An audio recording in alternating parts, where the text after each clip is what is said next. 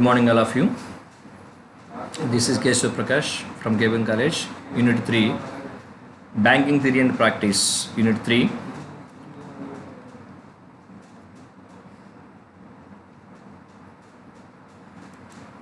Cooperative bank. What is cooperative bank? So, cooperative sector, Cooperative Societies Act in India, the movement of Cooperative Act, when it was started in India. In the year 1904, the cooperative movement was started in India. Whereas it came as a Act, the Cooperative Society Act.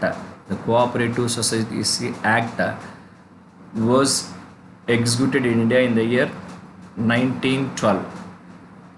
Cooperative form of organization attempted to protect the weaker section of the society and help them in coming up on par with the other section through mutual help and assistance. A voluntary association, people may be gathering, people may be establishing an organization voluntarily.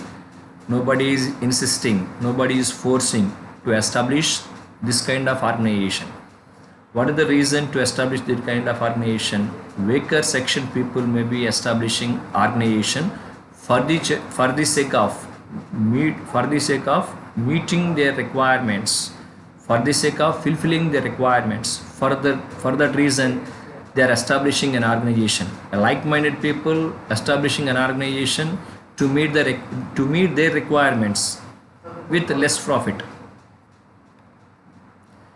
Cooperative is a form of enterprise wherein persons voluntarily associated together as human beings on the basis of equality for the promotion of economic interest of themselves, simply uplifting of their financial condition, uplifting of their living conditions. That is the reason a voluntary associated group of people establishing a cooperative societies. So the Cooperative Societies Act in India came into the existence in the year 1912. So characteristics of cooperative banks. Voluntary association. A cooperative bank established by the people as voluntarily. Nobody is forcing, nobody is insisting. Open membership. Anyone can enter, anyone can get the membership in voluntary association, in cooperative banks. If you open an account, automatically you will become one of the members in the bank. Variable nature of members' liability. The members' liability may be variable. The members' liability is restricted up to their contribution. Whatever amount they are investing, whatever amount they are contributing, that much of responsibility is taken up by the member. Democratic control. So India is a democratic country. Like that, cooperative organizations, cooperative societies are ruling like a democratic way, not a dictatorship way. Limited reward to capital invested. Limited reward. What amount they are investing, they are not getting much returns are there on their investment. Simply they are getting very limited amount on their investment by the people, those who are investing. Distributive justice, equal member, everybody having equal rights, everybody having equal responsibility. Those who are member in that organization, those who are member in that bank, they are having equal responsibility, equal rights. Service motto. The main motto of cooperative society is to do better service, to render better services for the backward areas, to uplifting of themselves. The voluntary association people, they are uplifting themselves. For that sake, they are doing better service. They are providing better services. Perfect unity. Because of a voluntary people, that means like-minded people are establishing an organization. So they are having perfect unity among them. So next one is cooperative education and training. So they are cooperative banks are providing training and education. Usually cooperative organizations are providing education and training. So it is expensive, even then they are providing education and training for the betterment of themselves. If they develop well, automatically organization will be developed. So that they are providing education system in a cooperative manner, training system in a cooperative manner. Unbiased system, unbiased training, unbiased education is possible through cooperative societies. Legal entity. It has legal entity. It has a legal entity. So it has a service organization. That is the reason it has a legal entity in the society. Equal voting rights. There is no disparity among the people in voting rights. All are equal in front of the law. Similarly, all are equal. All are having equal voting rights in participation of meeting, in participation of other things.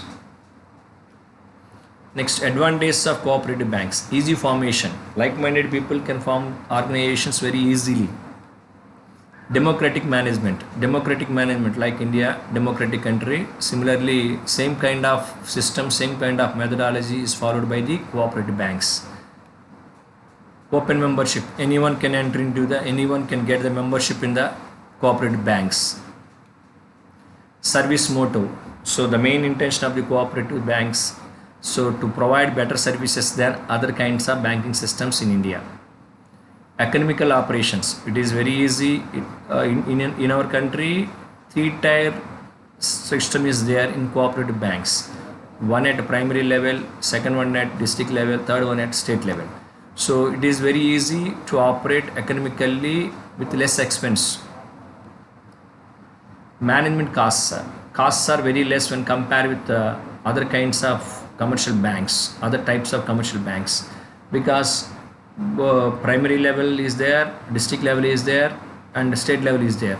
So primary level expenses are very less when compared with other commercial banks. Sharing of surplus. Next one is sharing of surplus. We can share surplus money, we can distribute surplus money among the branches at primary levels. Check on business.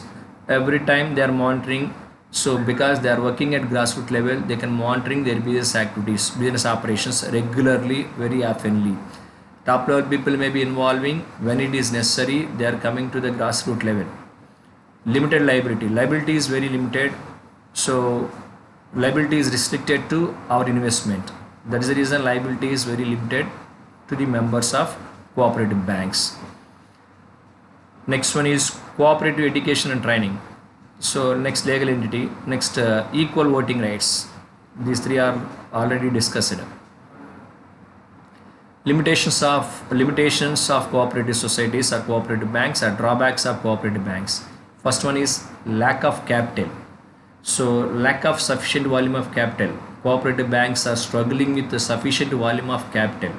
They are not having good capital. They are not having sufficient volume of capital. That is one of the drawbacks of cooperative societies. People are not having that much of financial capacity or financial potentiality, so that they are struggling with lack of capital. Lack of efficient management. So all the members are not participating. A group of members, a small group of members, a representatives are participating in management, so that it is very difficult to participate in all types of meetings. It is very difficult to do the business in a efficient manner than commercial banks. Lack of unity among members. While establishing, before incorporation of cooperative banks, they are all having common objective. After establishing cooperative banks, they may be deviate on policy basis, on policy making or policies. So it may be difficult to get unity among the members. Lack of motivation. So people are not showing interest, members are not showing interest towards the development of the bank. So if the bank is developed, everybody is getting share. So people are they are not taking voluntary initiation, they are not taking voluntary motivation, they are not motivating to anybody, they are not motivating to employees as well as the members. Cash trading. So bank deals with money. So here exchange of money is not in a proper way. Some recommendations may be influencing the cash trading. Political interference in cooperative sectors, cooperative banking system working under the state level, state conditions, so that state politicians may be involving and influencing the members, so that political interference is more effective. Political interference is more political influences are more influencing the banking performance. It is very difficult to the bank, because state level leaders are district level leaders or mandal level leaders are showing more influence than granting of loans or taking deposits of the bank. It is very difficult to the bank. Difficulty to maintain business secrecy. People are sharing. All the people are having the information. They are not maintaining any secrecy regarding the banking issues. Unwanted interference by the department personnel. Department personnel may be interacting with the bank people regularly, very oftenly. It may be drawback, one of the drawbacks of cooperative societies or cooperative banks. Next one is regional rural banks. What is regional rural bank? Regional rural bank. It was established by the 20-point economic program by Indira Gandhi during the emergency cater to the credit needs of rural people. Rural people requirements based. The regional rural banks are established by the Indira Gandhi as a prime minister in the year 1982. So it is meant for rural development. The banks are established by the our country or some other sponsored banks for the sake of for the uplifting of rural people economic standards. The government of India appointed the Narsimhan Committee in July 1975 to set up the new institutions in order to development of the rural area. And the second motto is to provide employment to the rural educated youth. Rural educated youth may be getting the chance to render services at banks, rural banks, to bringing down the cost of the rural banks by recruiting their staff members on the same scale of pay and allowances as for their employees of state government or local bodies. They are getting rural bank employees are getting salaries as per the rural conditions and state government conditions. Functions of regional rural banks. What are the functions? Providing loans to the rural population. The main motto of establishing rural banks is providing loans, giving finance assistance to the rural people like farmers or rural entrepreneurs or rural establishments and self-help groups, granting loans to the cooperative societies. RRBs giving loans to the cooperative societies. RRBs rendering services through cooperative societies. Banking services. RRBs performing banking services like other commercial banks. Mobilize rural savings. RRBs encouraging rural savings like farmers and weaker sections. Arrangement of credit. RRBs getting funding from the central government of India and state government of some kind of state government contribution, some amount of state government contribution. So they are arranging credit facility from central government of India and other some state governments. Generate employment opportunities. RRBs establishing by the central government of India or Indian government. So mainly they are engaging employees. They are recruiting rural unemployed youth. Some kind of problems are facing by the rural banks. High branch expansion. Expansion of the branches is not easy task. Establishment of branches is risk taking. At the same time, it requires more financial investment. Defective recruitment policy. The banks are supposed to recruit rural unemployed youth. They are not having any awareness regarding the banking policies or banking terms or banking terminology. So it is very defective. Rigid norms. They are restricted at rural areas. It is very limited boundaries. It may be varying one area to another area. All norms are not in uniform way. It may be differ. It may be varying. So area to area. Weak capital base. The investment of the banks as a capital is very weak when compared with commercial banks. Commercial banks having much potentiality, much capital base, whereas rural banks depending on the central government funding or state government funding. That is the reason it is a weak capital base. They are all waiting for getting funding from or granting funding from the central government.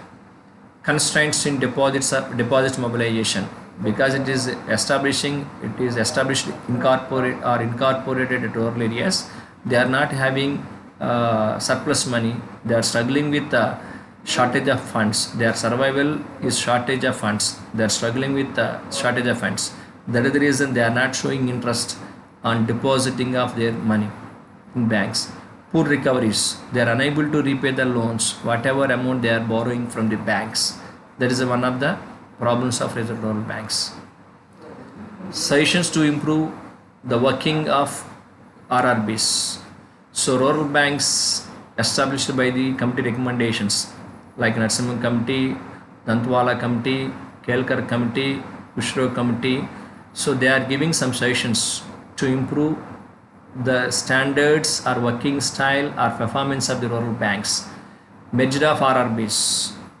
So merger of RRBs to get more potentiality. Merging of regional rural banks in another regional rural bank. So that is one of the suggestions given by the committees. Strengthening of capital structure, enhancing of capital structure of the banks. Regional rural bank capital structure should be enhanced. Then only they are performing well. Then only banks are performing well at a grassroots level. The government is mainly focusing on the enhancement of capital structure. Then the banks may be performing well. Keep the government funds with RRBs. Government funds should be allocated in advance and keep the government funds with RRBs. So all the transactions done by the governments through RRBs, it is good for the good sign or good for the RRBs. Reorganized agriculture credit societies. Already agriculture societies are there at grassroots level. So you should reorganize through cooperative sector, through cooperative banks. Reorganization of cooperative societies at grassroots level. Active role of sponsored bank. All regional rural banks sponsored by the some other banks, some other commercial banks. So that active participation of sponsored banks in rural banks performance, it may be helpful to enhance the ability and capacity of regional rural banks. Cheap refinance to RRBs. So RRBs getting refinanced at the cheaper rates by sponsored commercial banks or government of India. Next one is SIDBI, Small Industries Development Bank of India. The Small Industries Development Bank of India was set up in the year 1990 under the SIDBI Act 1990. The main objective of SIDBI has been to work as a principal financial institutions for the promotion or finance or development of industries in small scale sector.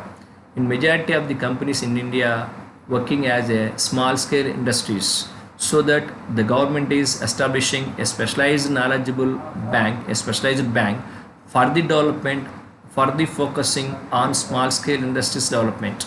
So that SIDBI is established by the government of India for the development of small scale sector in India. Majority of the companies scattered are coming under small scale sector. Resources of SIDBI. The financial resources of SIDBI mainly comprise contribution from the Industrial Development Bank (IDBI) in the form of share capital and loans and funds. So SIDBI is IDBI is sponsored. IDBI is established SIDBIs so that all kinds of resources, all kinds of finance assistance given by the IDBI to the SIDBIs, small scale industrial development banks.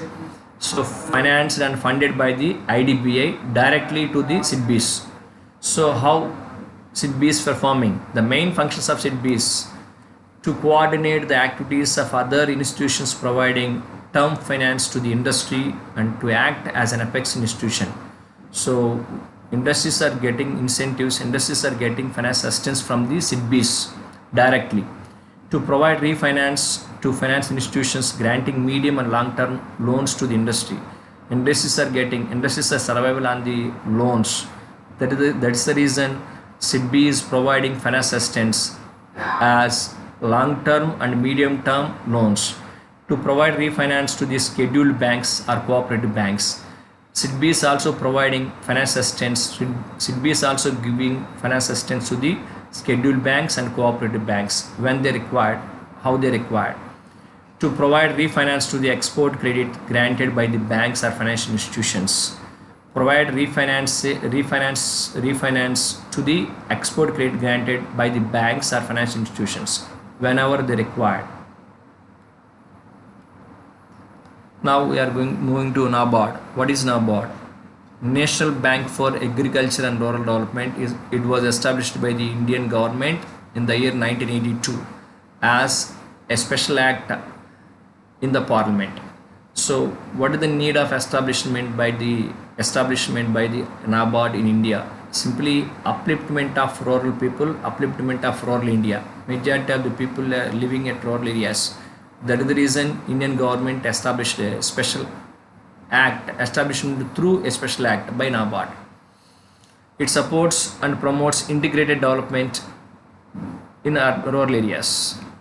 Mainly they are focusing on the irrigation and agriculture.